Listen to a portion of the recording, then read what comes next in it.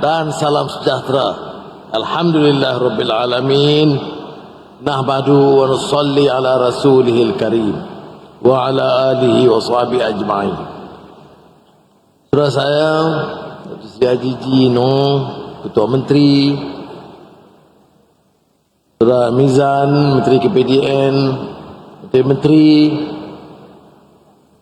ramai menteri-menteri kedatang ke Sabah ini nak menunjukkan sokongan padu pada usaha yang dikenakan. Terima kasih. KSN, Tan Sri Abdul Samsul Azri, ketua-ketua usaha, Kepala Ketua Menteri, SUK dan semua rakan-rakan yang hadir. Terima kasih dan tahniah atas usaha ini oleh KPDN dengan kerjasama kerajaan negeri. Tujuannya seperti yang juga disebut oleh Saudara Tun Sri Haji adalah untuk mendekatkan rakyat, mengenal dengan apa yang telah diusahakan dalam oleh kerajaan, oleh pejabat awam, oleh sektor swasta, terutama petani, nelayan, pengusaha-pengusaha kecil bersama dalam beberapa projek. Tapi yang utama juga untuk kenal dengan usaha penguatkuasaan. Dan saya ucap terima kasih, salut kepada KPDN kerana penguatkuasaan yang berkesan.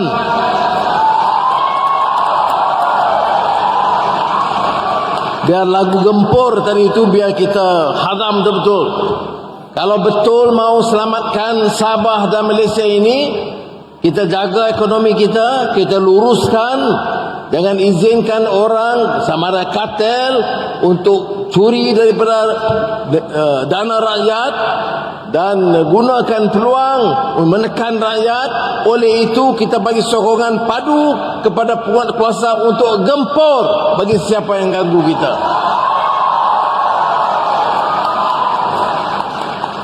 Setakat ini yang saya lihat dari masa ke semasa, liputan daripada media tentang kejayaan, keberkesanan tindakan yang diambil. Saya percayalah, politik stabil, dasar boleh baik, kita boleh umumkan pelbagai projek. Tetapi kalau tiris banyak, kalau bocor sana sini, kesannya tak sampai ke bawah.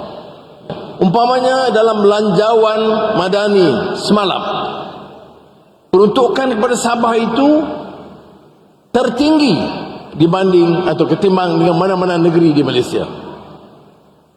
Untuk apa? Untuk pastikan tidak ada masyarakat ketinggalan. Prasarana baik, Pen Borneo siap ikut jadual. Jalan-jalan termasuk desa dan pedalaman diperbaiki. Sekolah-sekolah baru, sekolah-sekolah lama diperbaiki. Klinik kesihatan dan hospital. Saya umum juga umpamanya di Kota Kinabalu harus ada dan disegerakan pelaksanaan hospital Kota Kinabalu ini sebagai pusat jantung yang penting di kawasan kita. Ini di antara program yang diumumkan.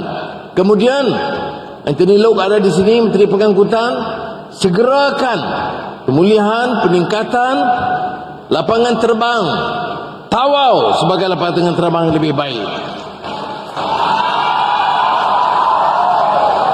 Jadi saudara, ini yang kita lakukan sebagai satu pasukan. Kita lihat bagaimana menteri-menteri, pejabat awam dan pegawai pelaksana. Sebab itu mana-mana kelemahan bisa cepat diperbaiki. Mana-mana unit ataupun pegawai yang lembab harus dikejutkan, baru boleh kita angkat. Kita saksikan, saya dengar Saudara Mizan bagi tahu setakat ini yang hadir menyantuni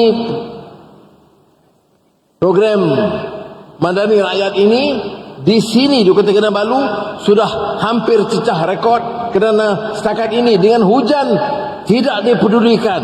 Hujan panas sudah 300,000 orang sudah datang.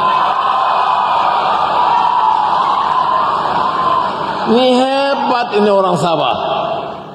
Hujan pun membujur lalu melintang patah.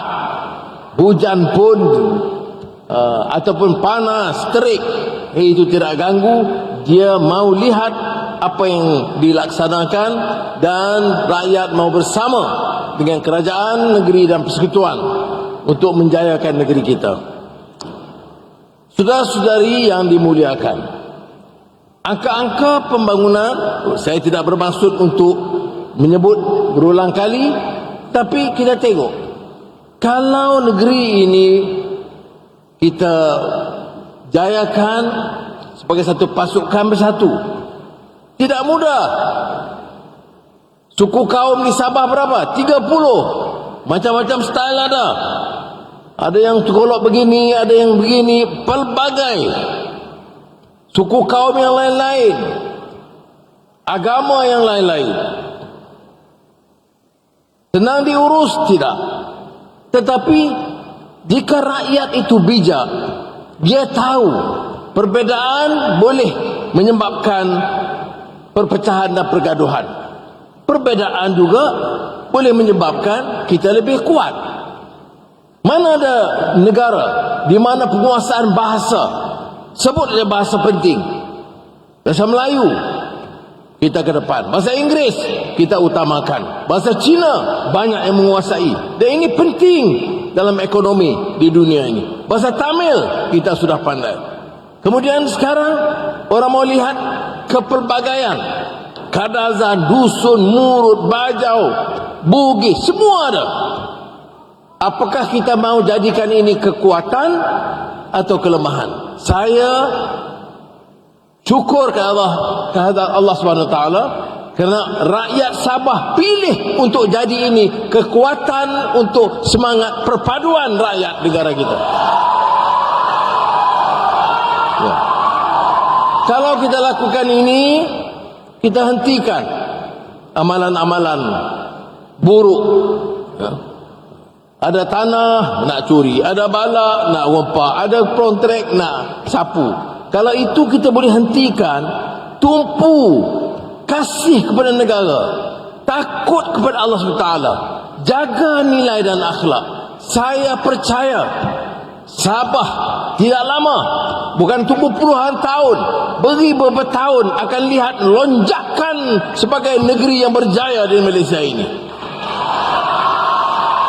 Tengah hari tadi, Saudara Dr. Seri Haji Ji bersama minta saya luncurkan Blue Economy.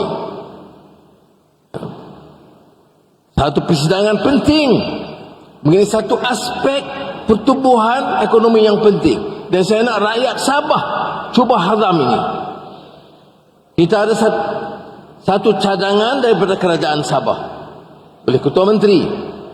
Bagaimana nak angkat lagi ni Sabah? Balak dah tak banyak. Ya. Kita juga nak kena simpan hutan belantara ini, kena tahu masalah alam sekitar dan perubahan iklim. Jadi bawa semikonduktor. Oh, itu di Semenanjung dah jadi hub penting semikonduktor. Kulim High Tech, Pulau Pinang, pelaburan-pelaburan besar semua datang. Data center AI banyak di selatan Semenanjung, di Johor, Selangor. Nak harap soal transisi tenaga, nampak Sarawak sudah mula melonjak sebagai gergasi tenaga. Haji Ji bawa idea baru, Blue Economy. Kita ada lautan, dan lautan itu boleh jadikan kekuatan, kuasa tenaga baru, green energy, hasil lautan, pusat penyelidikan yang penting, keindahannya pusat pelancongan. Jadi ada kekuatan ekonomi, ada kekuatan pelancongan yang bayangkan dan digerakkan melalui apa yang disebut tadi Blue Economy. Ini besok bila orang kenal Haji Ji, program apa? Ini dia ekonomi biru yang dibawa ke Sabah, dan Sabah melonjak naik sebagai gergasi. Tentunya bidang-bidang lain kita kenalkan, ya. Perlu ada nanti data center dan AI, perlu ada transisi tenaga, semua boleh, ya. Perlu semiconductor, tetapi sekurang-kurangnya orang tahu, ya, bahawa fokus ini jelas untuk bangkitkan, jadi bagi peluang pekerjaan yang lebih ramai, pendapatan lebih tinggi, dan bila ekonomi itu segar, dipacu dengan lebih meyakinkan, kemudahan tentunya akan melimpah kepada rakyat. Jadi saya harap seluruh pimpinan Sabah fokus tentang economic blueprint dan tentang yang penggunaan penekanan tentang hijau dan penyidikan dan minerals yang ada di lautan, dan juga pelancongan yang disebut tadi tentang blue economy. Yang lain itu kita teruskan. Semalam saya umum, dulu Aisyara terbatas kepada 300,000, sekarang kita perluaskan sehingga 700,000 orang. STR yang tunai rahmah itu sekarang dah mencecah 9 juta orang. Maknanya hampir ke semua B40, B dan M40 mendapat manfaat. Tidak ada rakyat termasuk Sabah, ini saya tadi sebut kepada Ketua Menteri, pastikan pegawai daerahnya, penghulunya, ketua kampungnya, pastikan tidak ada orang miskin yang terlepas daripada peluang ini. Saya beritahu Ustaz, masih dia pun ada. Maknanya kerajaan persekutuan jamin setiap keluarga pendapatan campur dengan semua kemudahan yang diberi oleh kerajaan persekutuan tidak kurang dari RM1,000 sebulan mesti masuk dalam akaun dia. Dan ini rekod, tidak banyak negara yang buat begitu. Malaysia Madani laksanakan, setiap rakyat di negeri ini tidak ditinggalkan. Mengapa harus kita gaduh soal kuasa negeri, hak negeri atau hak kaum?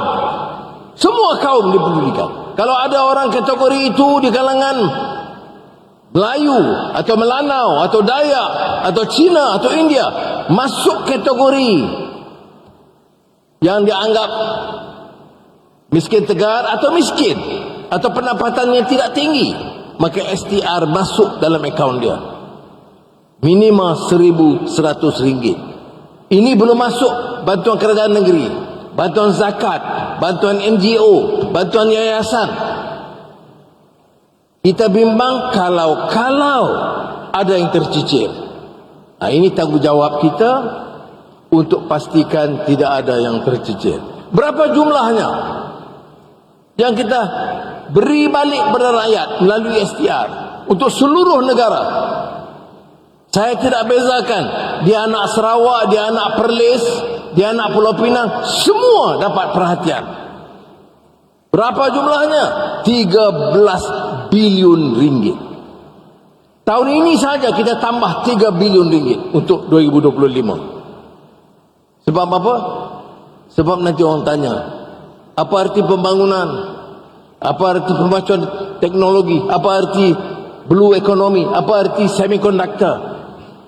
Atau data center dan AI? Kalau rakyat di bawah tidak diberi perhatian. Maka sebab itu dasar kita beri perhatian langsung kepada rakyat di bawah. Dan saya harap rakyat Sabah beri sokongan kepada program yang seperti ini.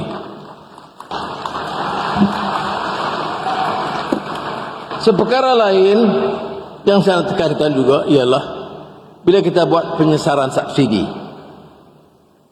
Sekarang ini petrol di Malaysia paling murah. Bukan saja banding dengan Singapura, banding dengan Thailand, banding dengan Indonesia, banding dengan Filipina. Malah Arab Saudi, pengeluar minyak terbesar di dunia, harga minyak dia sekarang RM2.65. Di Malaysia RM2.05. Baik, karena kita bantu dengan subsidi. Berapa subsidi satu tahun? Kalau kita tak tukar 20 bilion ringgit. Subsidi ni maknanya apa? Kerajaan bantu supaya harga tidak naik. Patut, ya. Kepada siapa? Kepada rakyat susah. Tapi sekarang ini subsidi petrol ini termasuk kepada warga asing yang tidak ada kad pengenalan pun kita bantu. Dia bayar cukai, tak bayar cukai, tapi kita bagi subsidi, bagi sedekah. Nak bagi sedekah boleh bagi, tapi subsidi ni kerajaan. Orang kaya rumah banglo 5 buah, untung 10 juta, tapi subsidi petrol kita bagi. Jadi di kalangan orang kaya yang teratas 15%, tak termasuk M40, pejabat tidak termasuk. Tak termasuk B40, M40, tak termasuk pegawai kerajaan. Hanya yang paling kaya tertinggi 15% di atas, campur dengan orang asing. Mereka ini 15% campur orang asing, dia guna subsidi 40%. Berapa banyak? 8 bilion ringgit. Jadi satu tahun kerajaan murah hati luar biasa.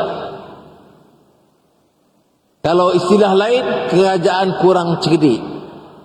Sebab tiap tahun 8 bilion ringgit bagi kepada orang kaya dan orang bukan warga negara. Sebab itu kita kena fikir bagaimana nak ubah. Oleh kerana politik kita stabil, rakyat mula faham, kita kata kita kena ubah. Subsidi petrol kena ubah. Ubah kepada siapa? Tidak kepada rakyat. Jadi jangan bimbang.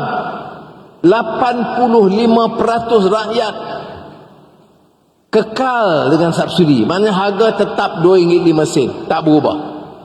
Tapi yang 15% yang atas, yang kaya ni, bayarlah lebih sikit. Kita tak bayar tinggi sampai lebih daripada harga pasaran, tak. Kalau harga pasaran RM2.65, dia bayar RM2.65. Tapi rakyat yang biasa bayar RM2.05. Yang kita nak bantah sebab apa? Sebab apa nak bantah? Orang asing, dia buat kerja di sini, dia tak bayar cukai. Ya, dia nak guna minyak, dia nak pakai kereta, pakailah. Dia nak pakai Mercedes, okey. Hilux, okey. Tapi minyak, bayarlah ikut pasaran. Yang kita tolong siapa? 85%. Ini yang kita cadang nak laksanakan pertengahan tahun lalu. Saya beritahu awal-awal. Jangan membuat ini apa ini anu. Datang je naik harga minyak. Saya nak tanya, naik untuk siapa? Naik untuk orang paling kaya. Yang kamu sibuk sebab apa? Kamu ni wakil siapa? Kamu wakil orang asing ke wakil orang kaya? Kalau kamu ni wakil rakyat Malaysia, kamu harus sokong usaha untuk tidak membebankan rakyat, tetapi kutip yang harga yang berpatutan dari orang kaya, supaya jumlah itu boleh diberikan kepada rakyat. Itu saja. Tengok sekarang ini, kita nak anak-anak kita, cucu kita kadang-kadang ada yang autism, ada yang cacat penglihatan atau pendengaran dan sebagainya. Jadi kerajaan tahun ini melaksanakan beberapa program khas. Jadi wang yang kita perolehi bukan masuk poket kita. Sebab itu semalam saya sebut, gaji penyewa awam naik. Yang paling tinggi macam KSN, KPPA yang ada sini, dia tak ambil 7% tahun ni.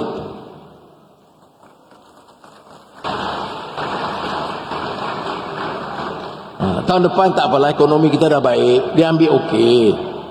Maknanya skim itu, Tan Sri KPPA, jangan bimbang, skim itu terpakai. Tahun depan jalan. Cuma tahun ini 7% itu tak diambil sebagai tanda sokongan kepada usaha kerajaan madani dan kepada rakyat. Saya lihat KPPA tepuk tapi tak semangat. Terima kasih. Baik. Tapi menteri Mak Sabu, sorry, menteri masih potong gaji 20%. Iwan tak tepuk. Baik. Perdana Menteri masih belum ambil gaji lagi. Tapi saya duk fikir tahun depan bagaimana. Nanti saya fikir kemudian. Kami belum. Sebab apa? Saya nak tunjuk bahawa rakan-rakan saya menteri-menteri ini beri contoh yang baik. Ya, ekonomi kita meningkat. Kita nak naik gaji rakyat. Ada gaji progresif, ada gaji penjawat awam. Kita naik. Ya. Kemudian kita Amizan dan seluruh pasukan KSU dan rakan-rakan dia turun kawal harga, ambil tindakan, kerja dengan kuat. Tapi mereka sanggup berkorban. Biar ekonomi kita meningkat. Bila ekonomi meningkat besok, insya-Allah kita boleh naik gaji untuk semua. Itu semangat yang kita harus tunjukkan. Ya. Jadi saya nak sentuh satu je lagi, iaitu tentang sejati madani. Saya umumkan 1 bilion ringgit dan ini perkara baru. Wang RM50,000 sehingga RM100,000 kita bagi kepada setiap kampung. Kalau di Sarawak, Rumah Panjang ada RM50,000, ada RM60,000, ikut projek dia. Kalau di bandar, yang miskin bandar terutamanya, bagi tumpuan. Kemudian dia tetapkan dia nak buat apa. Bukan pegawai daerah, bukan menteri, bukan ketua jabatan. Orang kampung sendiri mesyuarat, dia fikir nak buat apa. Ada nak pelihara ayam, tapi besar-besar lah. Ada RM50,000, RM60,000. Takkan naik belah 4 ekor ayam. Ada di Tanjung Malib, saya pergi baru-baru ini. Dengan wang itu, orang kampung mesyuarat. Dia kata, kita nak beli drone. Drone? Jadi saya pergi, saya tengok di Tanjung Malib. Apa hal ni? Satu drone agak kecil, satu lagi kampung drone agak besar. Saya dah bimbang.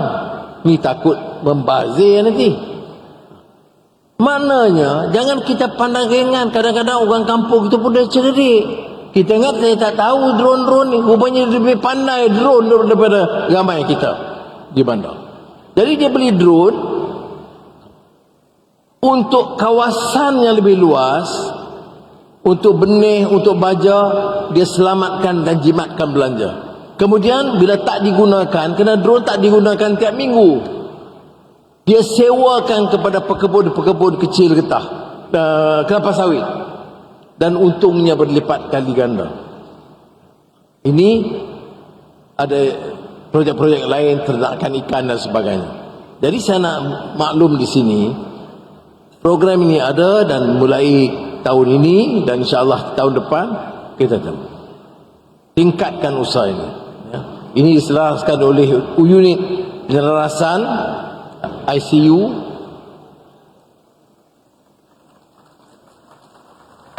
dan kita kerjasama, ya, kerjasama dengan semua pihak. Kemudian saya minta Datuk Seri Haji fikir satu hal lagi. Saya gunakan juga sistem kampung angkat ni, angkat madani. Saya kata Perdana Menteri, Ketua KSN, Ketua Seusaha, semua pandai-pandai bagi cadangan itu, cadangan ini, kertas kerja ini, bentang di sana, bentang di sini. Baik, saya kata, cuba kamu jaga satu kampung. Jadi saya minta Perdana Menteri dengan KSU, Ketua Pengarah yang pandai-pandai semua, cuba kamu bagi saya macam mana. Harus ekonominya harus begini, projek harus jalan begini, dan laporan sekian. Fahmi pun bukan main, dengan terang dalam komunikasi dia. Begini punya komunikasi. Okey? Betul pandai ya. Ambil satu kampung, kamu jaga kampung itu. Jadi cara dia maknanya bila kita buat begitu, Kita baru tahu di bawah ni bagaimana. Masalah di kampung ni, saya sebut tadi mikrokosm satu negara. Keselamatan, ya. Ada kes curi, ya. Ada budak belia dadah, ya. Ada sekolah tercicir, ya. Ada tanda sekolah tak betul baik, ya. Semua ini saudara perhatikan, selesaikan masalah di kampung itu. Jadi saya harap kalau kerajaan negeri, maknanya bulan depan saya jumpa Saudara Datuk Seri Haji Ji, saya tanya kampung mana kampung angkat Haji Ji. Jadi saya sendiri ada kampung angkat saya, Cotok Kun, kampung saya. Ya, saya ada. Jadi saya tengok rupanya, masalah keciciran ada, masalah dadah pun ada, ya, masalah pengangguran ada, masalah anak-anak yang nak pergi Tibet tak tahu ke mana. Semua kita perhatikan, minta seorang bantu dan selesaikan. Kalau katalah 2,000 pegawai kanan mula begitu, adalah kesan dia. Boleh tak kita pilih cara begitu? Mana turun sendiri, lain, beza dia. Saya datang sini, saya datang sebagai ketua Perdana Menteri lah. Saya balik kampung, dia anggap saya sebagai orang kampung biasa lah. Walaupun dia hormat tentunya, tetapi saya lebih faham. Sebab itu dalam belanjawan semalam saya cerita pasal Lahad Datu, pasal Kapit. Lahad Datu di Sabah ni, apa dia? Kita pergi situ, aspek keselamatan ada. Dulu ada emergency, curfew. Ekonomi terkesan. Perlu kesabaran mereka. Mutu sekolah dan pendidikan mereka. Semuanya kita dengar dan kita ambil tahu. Nah, inilah dalam kebetulan ini program Bani Rakyat terakhir di Malaysia, ya, untuk tahun ini. Ya, Mizan, terima kasih banyak. Satu program yang baik, dan di program akhir ini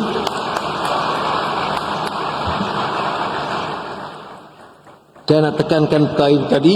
Pertama, kita nak jadikan tumpu Sabah ini tentang blue economy. Jadi Ketua Menteri Blue Economy. Jadi kita tumpu yang ini. Yang lain jalan, pertanian, peternakan, semua jalan. Keusahawanan Iwan jalan, bukan tinggal, ya. Nah, tetapi dalam blue economy ini kita ada fokus di mana rakyat Sabah faham, jentera Sabah itu melihat satu aspek yang baru yang perlu diberikan tumpuan. Dan yang kedua, saya cadangkan dan saya minta kalau boleh Ketua Menteri ambil tindakan susulan, semuanya pilih satu kampung sebagai ujian. Sebaiknya macam saya pilih kampung sendiri, jadi senang. Tapi ada kampung pegawai dia pilih, tak ada syarat, pilih saja kampung sebagai kampung angkat. Dan sedikit perbelanjaan itu kita selaraskan. Jadi sekali lagi lah, untuk KPDN khususnya saya ucap terima kasih, dan juga jentera kerajaan negeri kerana berikan kerjasama yang baik dan menjayakan, dan doa kepada Allah SWT mudah-mudahan projek ini untuk menyantuni rakyat, supaya rakyat faham apa yang kita lakukan, dan kita ambil kesempatan dengar juga keluhan mereka, kerana kadang-kadang pengumuman kita itu tak sampai ke bawah, usul-usul kita kadang tak sampai, dan nak tahu cekap atau tidak, baik atau tidak, mesti dengar dari akar umbi. Terima kasih. Wassalamualaikum warahmatullahi wabarakatuh.